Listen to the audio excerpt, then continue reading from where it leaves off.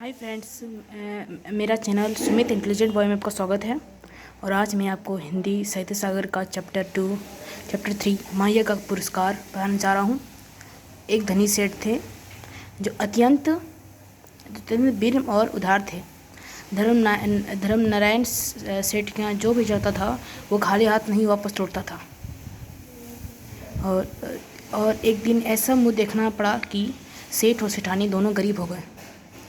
उन दिनों एक प्रथा प्रचलित थी जो यज्ञों के फूल का मतलब होता है दोस्तों, जैसे कार्य क्रिया विक्रिया का मतलब होता है खरीदना बेचना करता था।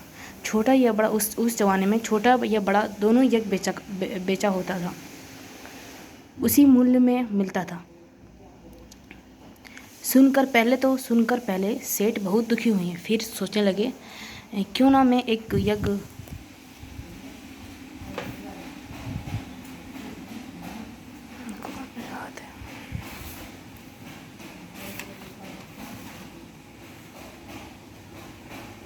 एक यज्ञ बेच देता हूँ। तो वो यज्ञ कौन तो सेठ थे कि बताते हैं फ्रेंड।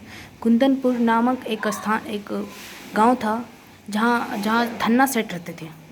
उनकी जो पत्नी को एक दिव्य शक्ति प्राप्त थी। वो तीनों लोगों की बात जान लेती थी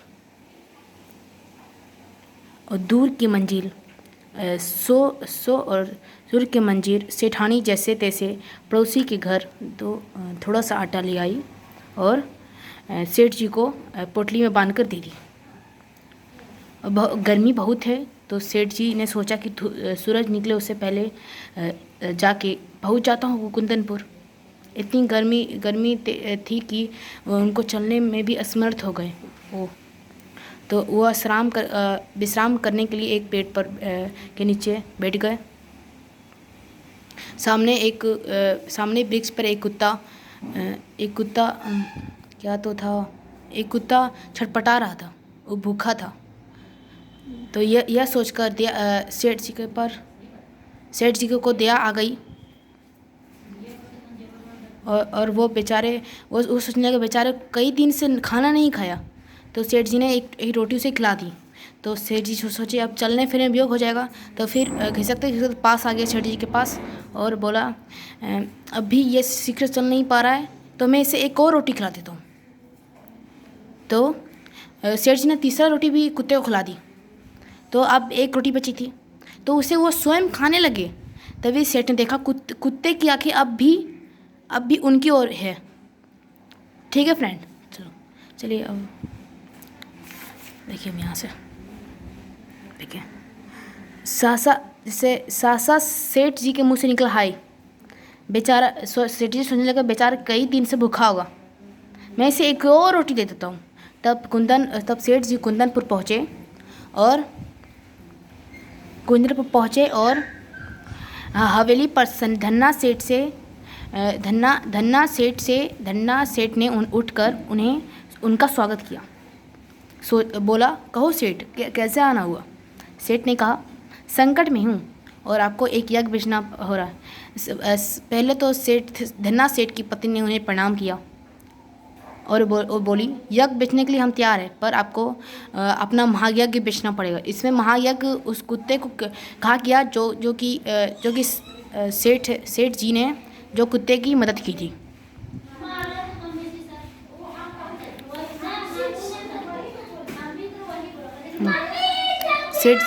सेठ जी यह यज्ञ बेचना है कि क्या विचार है। सेठ जी यह यज्ञ बेचना है कि सेठ जी ने पूछा। सेठ जी कोई उत्तर नहीं दिए।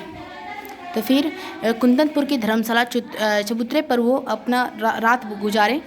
उसके बाद सुबह अपना घर पहुंच गए। जब सेठ जी को खाली हाथ आते देख सेठानी को बहुत शंका हुई। बोली क्यों धन्ना सेठ नहीं मिले।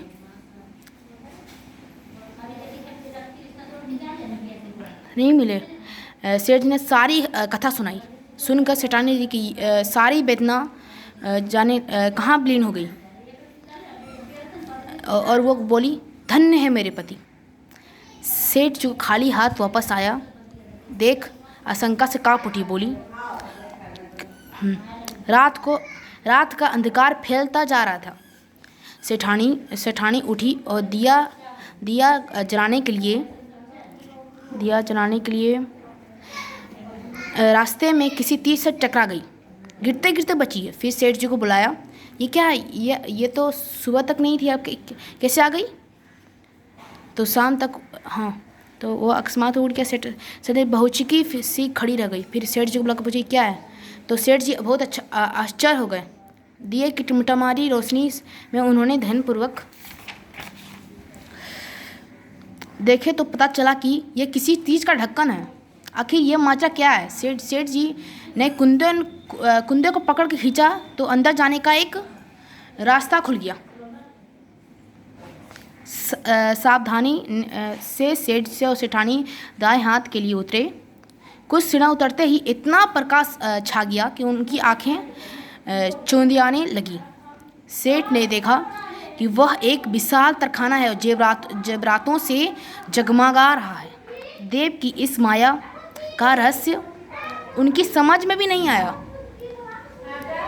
निशब्द खड़े थे, तभी दृश्य पर स्पष्ट स्वर में उन्हें सुनाई दिया, ओ सेठ, स्वयं भूखे होकर अपनी कर्तव्य मानकर तुम मरासन कुत्ते को 4 रोटी खिलाकर जान बचाई, ये महायज्ञ का पुरस्कार है।